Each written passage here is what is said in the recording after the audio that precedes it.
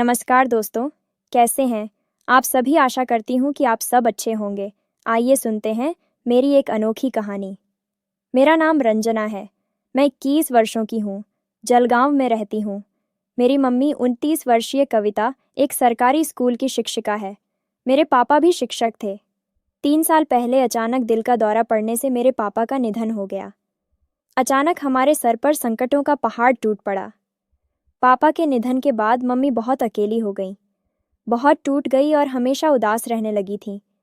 Mummy की उदासी मुझसे देखी नहीं जाती थी। मैं मम्मी को खुश रखने की बहुत कोशिश करती थी, पर नाकाम रहती थी।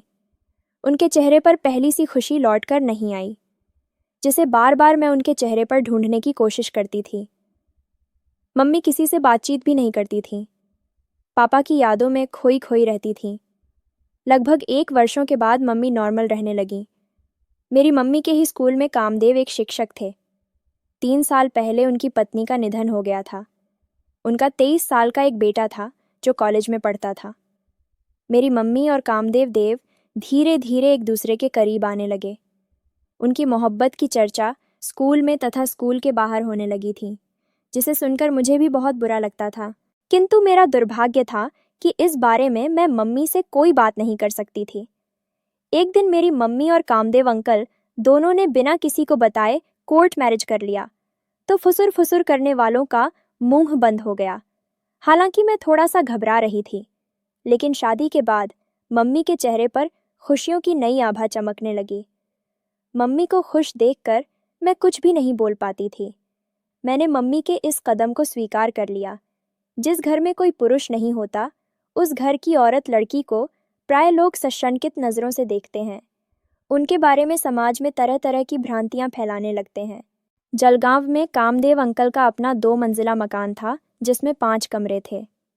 मकान के चारों तरफ गार्डन था। कुछ दिनों के बाद हम दोनों माँ बाप अपने किराए के मकान से निकलकर कामदेव के घर में रहने के लिए चले गए।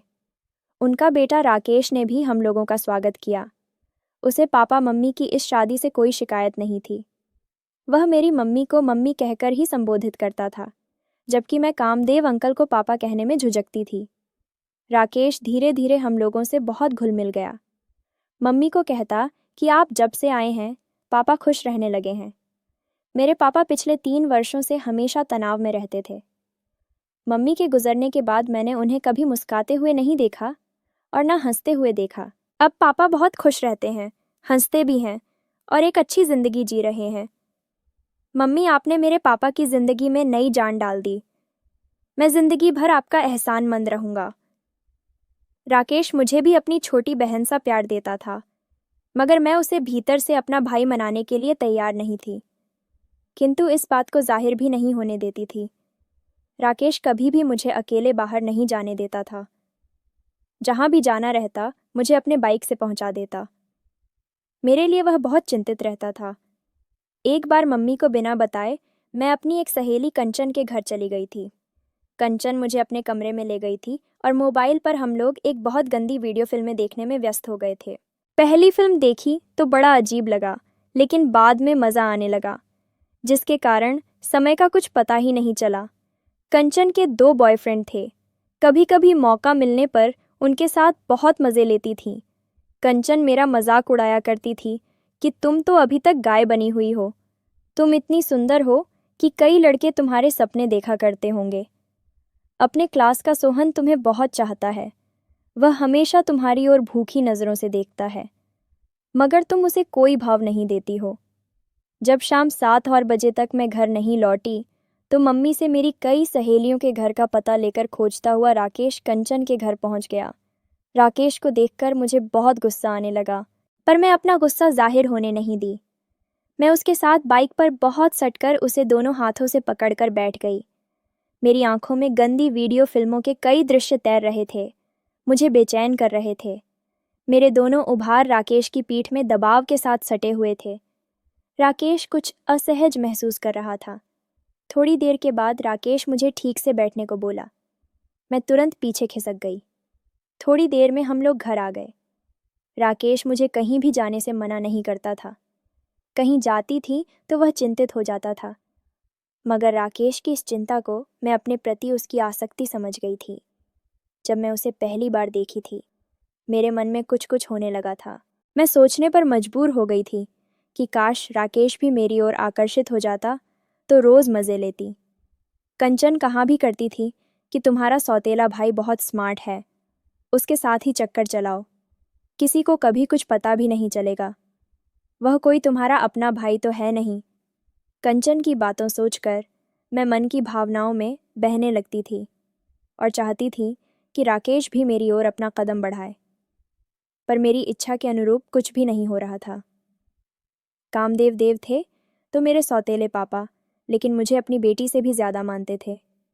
घर में किसी तरह का कोई विवाद नहीं था, कोई फीलिंग नहीं थी। मम्मी की शादी के लगभग 6 माह गुजर चुके थे। मेरा सौतेला भाई राकेश पढ़ने में हमेशा अव्वल आता था। पढ़ाई लिखाई में मेरा मन नहीं लगता था। अपने करियर के बारे में कभी कुछ सोचती ही नहीं थी। बस इतना ज़रूर सोचती थी कि मम्मी की तरह टीचर बनूंगी। एक दिन राकेश मुझे कहा कि रंजना, पढ़ाई लिखाई में ध्यान दो, छोटी नौकरी की नहीं बल्कि बड़े अफसर की नौकरी की तैयारी करो। राकेश मुझे हमेशा बहुत मोटिवेट किया, जिसके कारण मैं भी अपना ध्यान पूरी तरह से पढ़ाई लिखाई पर केंद्रित करने लगी थी। मैं इंटर पास कर कॉलेज में एडमिशन ले चुकी थी। पढ़ाई लिखाई में राकेश मेरी मदद के लिए सर्वदा तैयार रहता था। राकेश प्यार मोहब्बत के बहुत खिलाफ था। बोलता था कि स्टूडेंट लाइफ में जो लड़का लड़की इसमें फंस जाता है उसकी ज़िंदगी बर्बाद हो जाती है। एक दिन हमसे पूछा कि रंजना, क्या तुम्हारा कोई बॉयफ्रेंड है? मैंने बताया कि नहीं, मेरा कोई बॉयफ्रेंड नहीं है, तो वह बहुत खुश हुआ और कहा कि कभी भी इस चक्कर में नहीं रहना। हम दोनों बीए करके यूपीएससी की तैयारी करने के लिए दिल्ली चलेंगे।